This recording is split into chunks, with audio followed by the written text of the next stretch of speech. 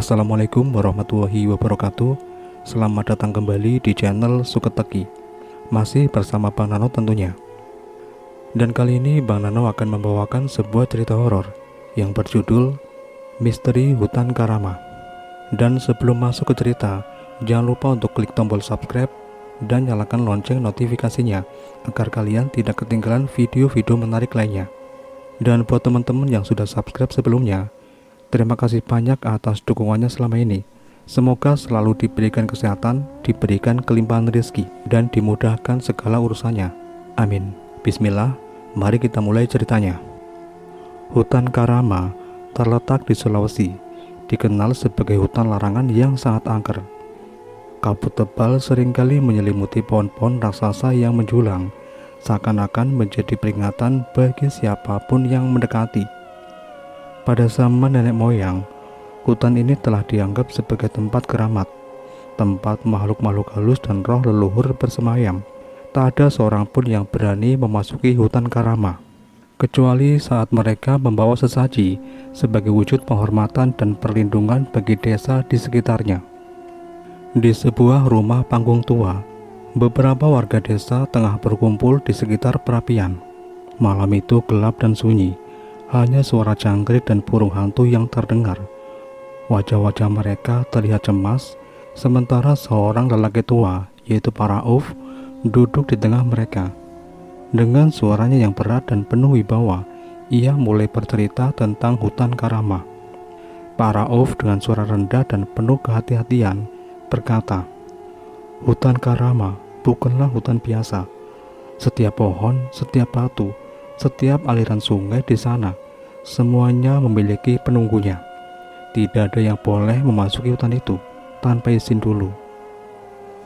Dulu, ada seorang pemuda sombong.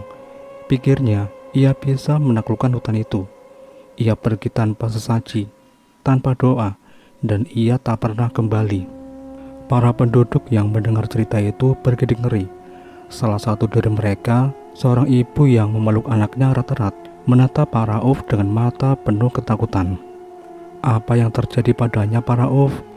tanya Siva, seorang ibu muda dengan wajah yang sangat menawan. Parauf menatap tajam ke arah api, seolah mengingat kembali kejadian tersebut. Mereka menemukannya, atau lebih tepatnya, apa yang tersisa darinya. Tubuhnya hancur, wajahnya tak bisa dikenali lagi. Ini adalah hukuman bagi mereka yang melanggar batas. Sejak saat itu, tak ada lagi yang berani mencoba-coba. Hutan Karama adalah tempat mereka yang tak kasat mata, dan mereka tidak suka diganggu. Seorang pemuda bernama Bima yang duduk agak jauh dari perapian, mencoba menahan rasa takutnya. Ia sering mendengar cerita ini, tapi setiap kali Parauf menceritakannya, bulu kuduknya selalu meremang. Bima kembali bersuara, "Tapi kenapa Parauf? Kenapa kita harus memberikan sesaji? Bukankah itu hanya sekedar tahayul, Pak?" Parauf menoleh perlahan, tatapannya menusuk, membuat Bima menelan ludah. "Ini bukan soal percaya atau tidak, Bima. Ini soal menghormati yang tidak terlihat. Mereka yang tinggal di hutan Karama telah ada jauh sebelum kita, dan akan tetap ada setelah kita. Sesaji adalah bentuk penghormatan, sebagai tanda bahwa kita mengakui keberadaan mereka dan berharap mereka tidak mengusik kita." Semua terdiam, suasana semakin mencekam. Hanya suara api yang berderak dan gemerisik angin yang menggoyang dedaunan di luar. Malam itu bulan purnama bersinar terang di atas langit yang berawan tipis. Di tepi hutan Karama, beberapa penduduk desa mulai berkumpul, membawa sesaji berupa nasi tumpeng, ayam panggang, dan bunga 7 rupa. Upacara ini dilakukan setiap bulan untuk menjaga keberkahan dan keselamatan desa. Parauf yang memimpin upacara mengangkat tangannya ke arah hutan. Matanya terpejam, bibirnya komat kamit melafalkan mantra. "Wahai penghuni hutan Karama, terimalah persembahan kami. Lindungi kami dari segala mara bahaya, dan izinkan kami hidup damai di bawah naunganmu," ucap Parauf dengan nada pelan namun tegas.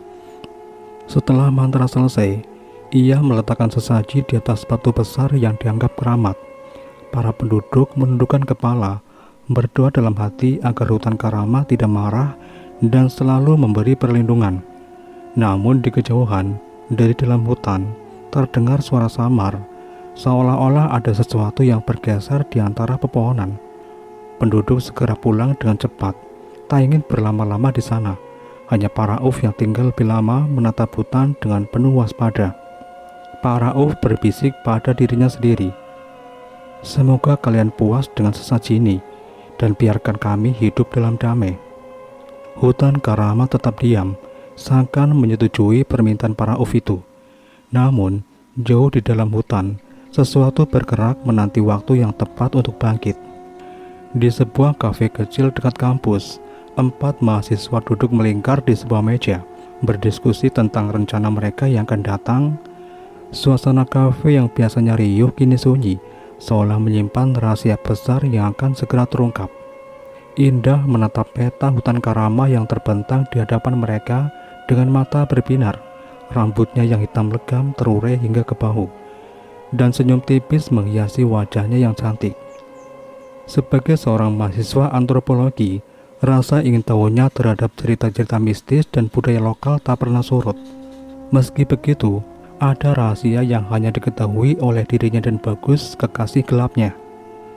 "Ini dia hutan Karama," ucap Indah sambil menunjuk ke arah peta. Tempat yang selama ini hanya ada dalam cerita-cerita rakyat. Bayangkan saja, kita bisa menjadi kelompok pertama yang memetakan budaya dan mitos di dalamnya. Ini akan menjadi tugas akhir yang luar biasa. Bagas yang duduk bersandar di kursinya, memandang Indah dengan tatapan penuh minat. Wajahnya yang karismatik selalu berhasil menarik perhatian, tetapi ada sesuatu yang gelap dan misterius dalam sorot matanya. Hubungan rahasia mereka membuatnya merasa memiliki kendali atas Indah. Namun pada saat yang sama, ia tak bisa menahan godaan untuk berselingkuh. Bagus tersenyum dengan nada menggoda. "Indah, kamu memang selalu punya ide-ide gila, tapi aku suka tantangan seperti ini yang membuat hidup lebih berwarna." Sukma, sahabat dekat Indah, mengerutkan alisnya. Ia adalah seorang petualang sejati, tidak takut menjelajah tempat-tempat baru. Namun kali ini, naluri skeptisnya menyuarakan peringatan yang tak bisa diabaikan. Rambutnya yang kecoklatan diikat ekor kuda, dan sorot matanya memancarkan kecurigaan. Sukma melotot dengan nada serius. "Tunggu dulu, aku tahu kita suka tantangan, tapi hutan Karama bukanlah tempat yang biasa. Ada banyak cerita mengerikan tentang orang-orang yang tak pernah kembali dari sana. Apa kita benar-benar yakin ingin melakukan ini?" Teja yang duduk di sebelah Sukma adalah pemimpin kelompok yang rasional dan tenang. Ia mahasiswa sosiologi yang selalu melihat sesuatu dari sudut pandang logis. Namun dalam hatinya yang terdalam, ia menyimpan perasaan khusus terhadap Indah, yang selalu ia pendam karena menghormati persahabatan mereka.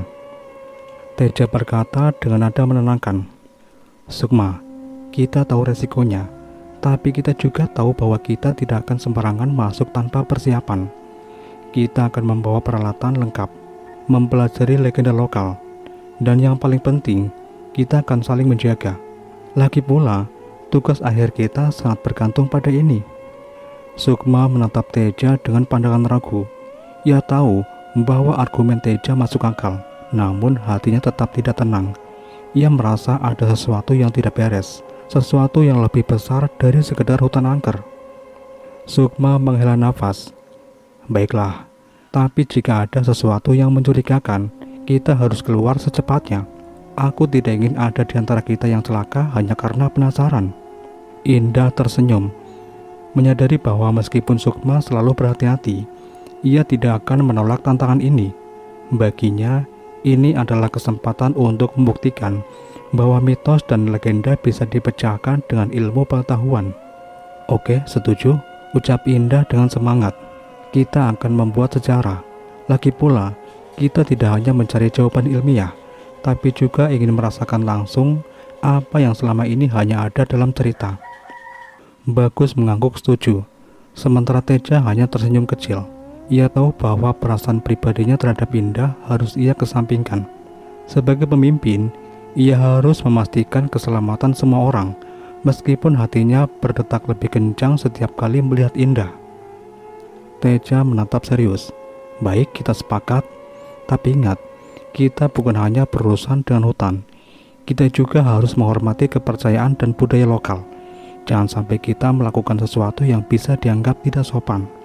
Indah mengangguk, tapi matanya kembali tertuju pada peta. Ada sesuatu dalam hutan itu yang menariknya, seolah-olah sebuah panggilan tak kasat mata yang mengundang mereka untuk masuk lebih dalam. Baginya, ini bukan sekedar penelitian, ini adalah kesempatan untuk menemukan sesuatu yang lebih besar, sesuatu yang mungkin bisa mengubah cara pandang dunia terhadap mitos dan legenda. Beberapa hari kemudian, keempat mahasiswa tersebut bersiap untuk perjalanan mereka. Pagi yang cerah, tetapi awan kelabu mulai berkumpul di langit, seakan-akan menjadi pertanda buruk. Mereka bertemu di halaman kampus, membawa peralatan masing-masing. Indah berbicara sambil memeriksa tasnya. Kita harus sampai di desa sebelum malam tiba. Dari cerita yang kudengar, penduduk setempat selalu menghindari hutan setelah matahari terbenam. Bagus menyeringai. Oh, jadi kita juga harus takut pada kegelapan sekarang. Bukankah kita ini para peneliti dan pemberani? Sukma menatap Bagus dengan tajam. Ini bukan soal keberanian, Bagus. Ini soal menghormati aturan yang ada. Aku tidak ingin kita mengundang masalah hanya karena meremehkan sesuatu. Teja yang tengah memeriksa peta dan kompasnya mendekati mereka. Wajahnya serius, tetapi ada ketenangan yang menenangkan. Teja berkata dengan tegas, Sukma benar. Kita tidak boleh meremehkan apa yang kita hadapi. Bagaimanapun juga, tujuan kita adalah menyelesaikan penelitian ini dengan selamat dan kembali dengan data yang kita butuhkan. Sukma menatap Teja dengan rasa hormat, sementara Indah mengangguk setuju. Namun di dalam hati, ia merasa ada lebih dari sekedar penelitian yang mendorong mereka. Ada sesuatu yang memanggilnya, sesuatu yang membuatnya merasa bahwa ini lebih dari sekedar tugas akhir. Saat mereka mulai berjalan menuju desa yang terletak di pinggir hutan Karama, sesuatu di sekitar mereka berubah. Semakin dekat mereka ke tujuan, semakin sunyi lingkungan sekitar. Angin bertiup lembut, tetapi membawa bisikan aneh yang hanya bisa didengar oleh Indah. Apa ini? Indah berbisik pada dirinya sendiri. Sukma yang berjalan di sebelah Indah melihat perubahan di wajah sahabatnya. Ada apa, Indah? Kamu kelihatan aneh. Indah tersentak dan senyum kecil, mencoba menghilangkan rasa aneh yang tiba-tiba muncul. Indah berkata berusaha terdengar santai. Gak apa-apa kok, hanya gugup mungkin, tapi aku baik-baik saja kok. Namun jauh di dalam hatinya ia tahu bahwa ini bukan sekedar perasaan biasa. Ada sesuatu yang menanti mereka di hutan Karama, sesuatu yang lebih gelap dan lebih berbahaya dari yang mereka bisa bayangkan. Mereka akhirnya tiba di desa yang terletak di tepi hutan. Penduduk desa menyambut mereka dengan tatapan curiga dan penuh waspada. Dan seorang wanita tua yang disebut sebagai Mak Ranti mendekati mereka dengan langkah pelan namun mantap. Wajahnya dipenuhi keriput dan matanya mencerminkan kebijaksanaan yang datang dari pengalaman panjang hidup. Mak Ranti berteriak dengan nada peringatan. Anak-anak muda, apa kalian tahu apa yang kalian hadapi? Hutan Karama bukan tempat untuk bermain-main. Banyak yang telah pergi ke sana, dan sedikit yang bisa kembali. Teja menghampiri Mak Ranti, menundukkan kepala sebagai tanda hormat. Mohon maaf sebelumnya, Mak. Kami datang untuk melakukan penelitian. Kami tahu risikonya. Kami telah mempersiapkan diri dengan baik. Kami hanya ingin memahami lebih dalam tentang budaya dan mitos di sekitar hutan Karama, ucap Teja dengan sopan. Mak Ranti menatap Teja, seolah-olah menilai kejujuran dalam ucapannya. Setelah beberapa saat, ia menghela napas panjang. Mak Ranti berucap dengan lirih. Kalian mungkin berpikir sudah siap, tapi hutan Karama memiliki cara sendiri untuk menguji manusia. Ingatlah, tidak semua yang tampak bisa dijelaskan dengan akal. Jangan sombong dan selalu ingat untuk menjaga diri. Indah merasa hatinya bergetar mendengar kata-kata Maranti. Ada sesuatu dalam suara wanita tua itu yang membuatnya merasakan ketakutan yang tidak bisa ia jelaskan. Indah menunduk dengan penuh hormat. "Terima kasih, Mak. Kami akan ingat nasihatmu." Setelah berpamitan, keempat mahasiswa itu melanjutkan perjalanan mereka menuju pintu masuk ke dalam hutan Karama. Langit semakin mendung, dan bayangan pepohonan besar yang tumbuh rapat di tepi hutan menambah suasana mencekam. Mereka berhenti sejenak di depan hutan, menatap ke dalam kegelapan yang seolah-olah menyembunyikan segala rahasia. Sukma berbisik, "Ini dia tempat yang sudah kita tunggu-tunggu. Semoga kita semua bisa keluar dari sini dengan selamat." Bagus berdiri dengan senyum menyeringai. "Ayolah Sukma, ini akan menjadi petualangan yang tidak akan pernah kita lupakan." Namun dalam hati mereka masing-masing ada perasaan tak menentu. Mereka tahu bahwa begitu mereka melangkah masuk, tak ada jalan untuk kembali dengan mudah. Dan mungkin apa yang menanti mereka dalam hutan Karama akan mengubah hidup mereka selamanya. "Baiklah, kita mulai," ucap Teja dengan tegas. "Ingat, kita tetap bersama. Tidak ada yang boleh berpisah. Kita harus saling menjaga." Mereka pun melangkah masuk ke dalam kegelapan hutan, dengan harapan dan ketakutan yang bercampur menjadi satu. Hutan Karama menunggu mereka dengan segala misteri dan bahaya yang tersimpan di dalamnya. Di balik ketenangan hutan Karama, sesuatu yang tak terlihat mengintai, siap menyambut para pendatang baru ini. Mereka mungkin mengira bahwa mereka datang untuk memecahkan misteri, tetapi hutan itu memiliki caranya sendiri untuk menguji manusia. Bagi mereka yang tidak menghormati apa yang tersembunyi di balik pepohonan, hutan Karama akan menjadi ujian terakhir yang tak terelakkan. Pagi itu, suasana desa yang biasanya damai menjadi sedikit tegang dengan kedatangan 4 mahasiswa yang bersemangat untuk menjelajahi hutan Karama. Desa tersebut yang terletak di pinggiran hutan memiliki nuansa mistis yang kental. Rumah-rumah kayu dengan atap jerami tampak sederhana namun kokoh, dihiasi oleh ukiran-ukiran tradisional yang mencerminkan kepercayaan leluhur mereka. Teja, Bagus, Sukma, dan Indah berjalan melewati jalan setapak yang dikelilingi oleh sawah dan ladang. Sesekali mereka bertemu dengan penduduk desa yang menyambut mereka dengan senyum, namun ada juga yang menatap mereka dengan tatapan penuh waspada. Indah menatap sekeliling dengan penuh minat. Desa ini terlihat tenang, tapi aku bisa merasakan sesuatu yang aneh, seolah-olah ada rahasia besar yang disembunyikan di sini. Bagus mengangguk sambil memandang Indah dengan tatapan penuh arti. "Kita pasti akan menemukannya, Indah. Bukankah itu yang membuat kita ada di sini? Fokus pada tujuan kita, jangan terlalu terpengaruh oleh suasana. Kita harus tetap rasional," ucap Teja dengan tegas. Sukma yang biasanya selalu ceria, kali ini terlihat sedikit cemas. Ia merasakan ada sesuatu yang tidak beres dengan perjalanan ini, tapi ia tidak bisa mengungkapkan perasaannya kepada teman-temannya. Sukma berkata dengan suara pelan, "Aku berharap semua ini berjalan lancar. Semakin dekat kita dengan hutan, semakin aku merasa ada sesuatu yang salah." Mereka tiba di tengah desa, di mana sebuah balai desa berdiri dengan megah. Beberapa orang tua dan tokoh desa sudah menunggu di sana, termasuk Maranti, wanita tua yang mereka temui sebelumnya. Maranti memandang mereka dengan tatapan tajam, seolah-olah membaca niat di balik kedatangan mereka. Maranti berkata dengan nada peringatan, "Kalian masih bersikeras untuk pergi ke hutan Karama. Sudah kubilang, tempat itu bukan main-main. Banyak yang telah mencoba dan sedikit yang kembali dengan selamat." Teja berbicara dengan nada sopan namun tegas. "Kami mengerti kekhawatiranmu, Mak, tapi kami sudah mempersiapkan segalanya dengan baik. Kami bukan hanya sekedar petualang.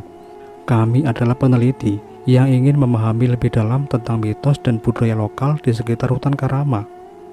Pak Rauf, seorang pria tua dengan jubah hitam dan tatapan penuh wibawa, maju ke depan. Rambutnya yang panjang dan putih menambah kesan mistis pada sosoknya. Suaranya dalam dengan bergetar saat ia berbicara. Hutan Karama bukan sekedar hutan biasa. Ada kekuatan yang tidak bisa dijelaskan oleh logika manusia.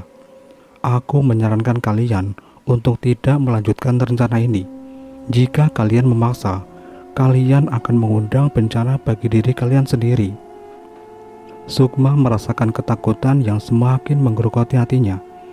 Ia melirik Teja, berharap bahwa pemimpin kelompok mereka akan mempertimbangkan kembali keputusan ini. Namun ia tahu Teja adalah orang yang keras kepala dan tidak mudah digoyahkan. Sukma berbisik dengan nada cemas, "Teja, mungkin kita harus mendengarkan mereka. Mereka tahu lebih banyak tentang tempat ini daripada kita." Teja menatap Sukma sejenak, memahami kekhawatirannya. Namun ia juga tidak ingin perjalanan mereka berakhir sia-sia. Penelitian ini sangat penting bagi mereka, dan ia merasa bertanggung jawab untuk memastikan semuanya berjalan sesuai rencana. "Aku menghargai kekhawatiranmu, Sukma, tapi kita sudah ada di sini, dan kita sudah terlalu jauh untuk mundur. Kita harus percaya pada persiapan dan kemampuan kita," ucap Teja menenangkan. Bagus yang sejak tadi hanya diam, tiba-tiba berbicara dengan nada yang sedikit menantang. "Lagi pula, apa gunanya kita datang ke sini kalau hanya untuk mendengarkan cerita-cerita menakutkan? Kita harus buktikan sendiri apakah mitos itu benar atau hanya sekedar dongeng," ujar Bagas dengan santai namun tajam.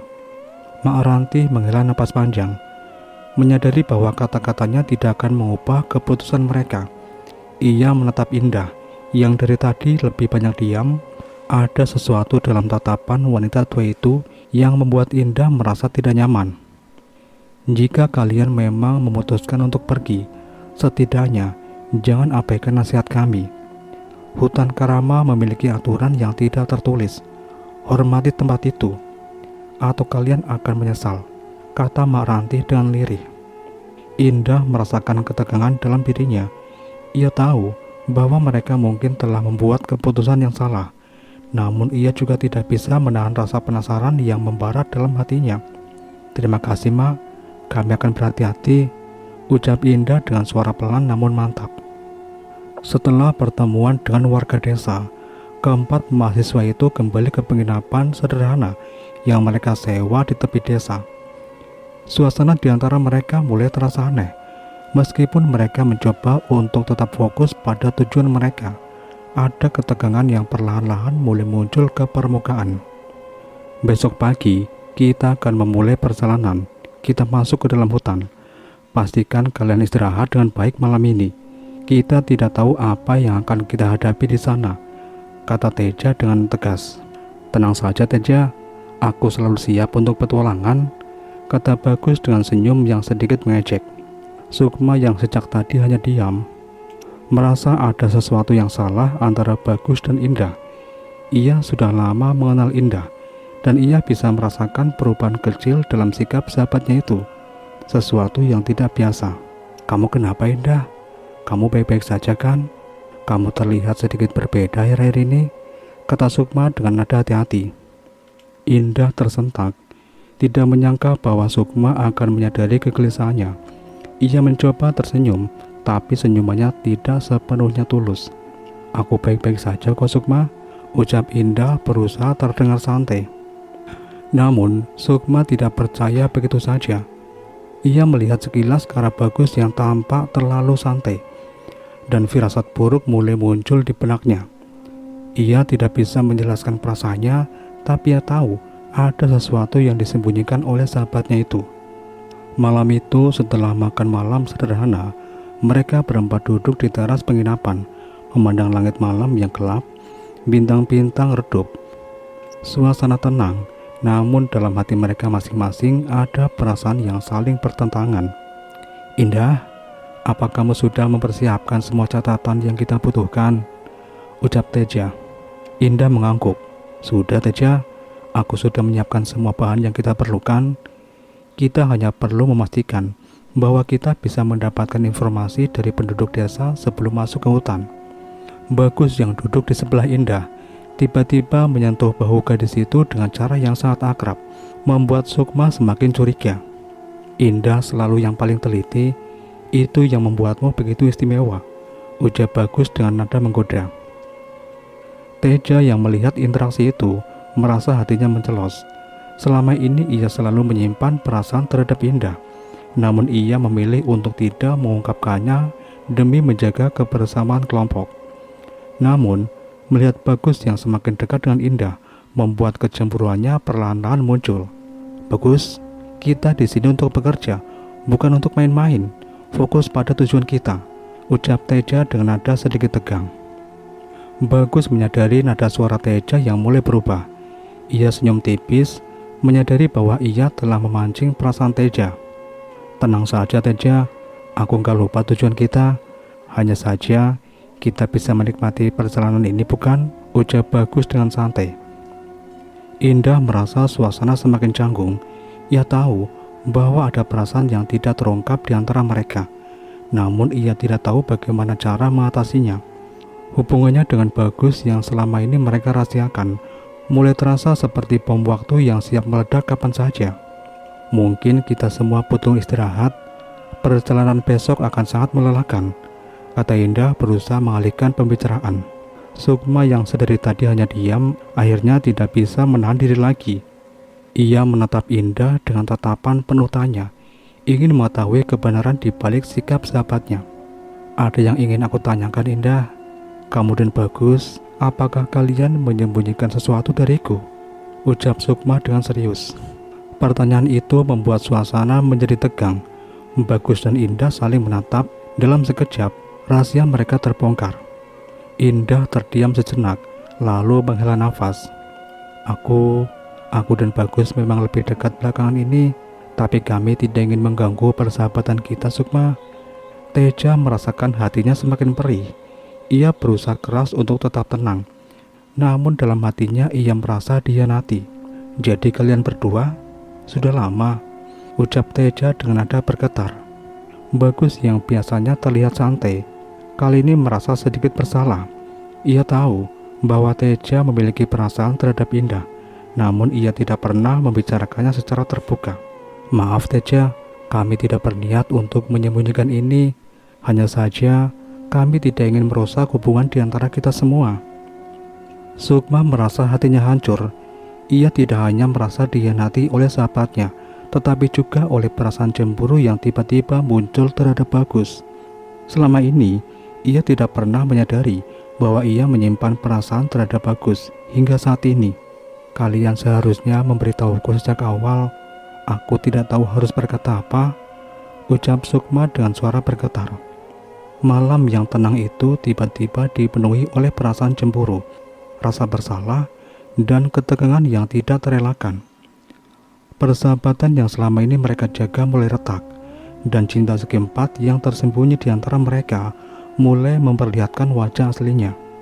Teja yang selama ini selalu menjadi pemimpin yang tegas, merasa kehilangan kendali atas situasi. Ia tidak tahu bagaimana cara menghadapi perasaan ini. Ia tahu bahwa perjalanan ke hutan Karama besok akan semakin sulit dengan adanya konflik ini. Kita semua butuh tidur. Besok kita akan menghadapi sesuatu yang lebih besar daripada perasaan pribadi kita. Kita harus tetap fokus pada tujuan kita, kata Teja dengan tegas. Mereka semua terdiam, menyadari bahwa situasi ini tidak akan mudah diatasi. Namun di balik semua ketegangan ini, ada satu hal yang pasti.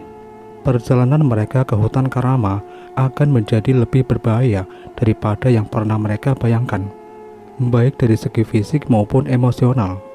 Cinta segi empat yang terungkap ini hanya awal dari konflik yang lebih besar, dan mungkin mereka tidak akan pernah kembali seperti semula. Ketika fajar menyingsing, mereka mulai menapaki jalan setapak yang menuntun mereka ke dalam hutan Karama. Langit yang semula cerah mendadak tertutup oleh awan kelabu. Pohon-pohon tua yang menjulang tinggi seolah-olah menghalangi cahaya matahari, membuat suasana semakin mencekam. Kita harus berhati-hati, hutan ini terkenal dengan kisah-kisah menyeramkan. Jangan ada yang berjalan sendirian, ucap Teja dengan tegas. Indah menatap sekeliling dengan perasaan tidak nyaman. Ada sesuatu yang tidak beres di sini. Aku bisa merasakannya. Bagus meraih tangan Indah dan berusaha menenangkannya. Jangan khawatir, Aku di sini, tidak ada yang perlu kita takuti. Namun meskipun Bagus berusaha menenangkan, Teja merasa geram melihat kedekatan mereka. Di dalam hatinya, ia tak bisa lagi menahan cemburu dan rencana jahat mulai terbentuk di pikirannya. Saat mereka semakin dalam memasuki hutan, keanehan mulai terjadi. Angin yang tadinya berembus lembut mendadak berubah jadi dingin dan tajam, seakan-akan ada yang berbisik di telinga mereka. Sukma menghentikan langkahnya merasakan sesuatu. Apa kalian mendengar itu? Seperti ada yang berbisik. Semua berhenti dan saling memandang dengan cemas. Suara bisikan itu terus terdengar, namun tidak ada yang bisa memastikan dari mana asalnya. Teja berusaha tenang. Mungkin hanya angin dingin yang bermain di antara pepohonan. Jangan biarkan hal ini mengganggu fokus kita. Namun perasaan tidak nyaman terus menghantui mereka. Sesekali mereka melihat bayangan bergerak cepat di antara pepohonan. Namun setiap kali mereka menoleh, bayangan itu lenyap tanpa jejak. Aku tidak suka tempat ini. Rasanya seperti ada yang mengawasi kita, ucap Indah dengan suara gemetar. Bagus menggenggam tangan Indah lebih erat. Namun dalam hatinya, Teja merasa semakin marah. Ia tahu bahwa jika keadaan terus seperti ini, perasaan Indah terhadap Bagas akan semakin dalam, dan ia tidak akan pernah memiliki kesempatan untuk memenangkan hati Indah. Mereka terus berjalan, hingga akhirnya menemukan sesuatu yang membuat mereka semua terdiam. Sesuatu yang tidak pernah mereka duga akan temukan. Di sebuah tanah lapang kecil yang tersembunyi di dalam hutan, mereka menemukan sisa sesaji yang sudah lama membusuk. Sukma membungkuk untuk memeriksa. Ini sesaji, tapi sudah lama sekali. Apa yang terjadi di sini? Ini bukan pertanda baik. Hutan ini mungkin lebih dari sekedar tempat misterius. Mungkin ada kekuatan tak kasat mata yang mengawasi kita, kata Teja dengan nada waspada. Indah menatap sisa sesaji itu dengan perasaan takut. Ia bisa merasakan sesuatu yang jahat bersembunyi di balik pepohonan, sedang mengintai mereka. Bagaimana jika kita dihantui oleh roh-roh di sini? Mungkin kita harus kembali saja, ucap Indah dengan nada ketakutan.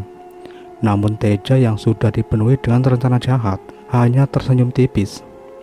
Teja berusaha menenangkan, namun dengan maksud terselubung. Tidak, kita sudah terlalu jauh untuk kembali sekarang. Lagi pula, kita harus menemukan apa yang kita cari di sini. Malam pun tiba, dan mereka memutuskan untuk berkemah di dekat tempat mereka menemukan sesaji itu. Namun tidak ada yang bisa tidur nyenyak. Bayangan-bayangan aneh terus bergerak di sekitar mereka, dan suara bisikan misterius semakin jelas terdengar. Oke teman-teman, sampai di sini dulu untuk ceritanya. Dan nantikan kelanjutan cerita ini di video berikutnya. Mimin pamit. Wassalamualaikum warahmatullahi wabarakatuh.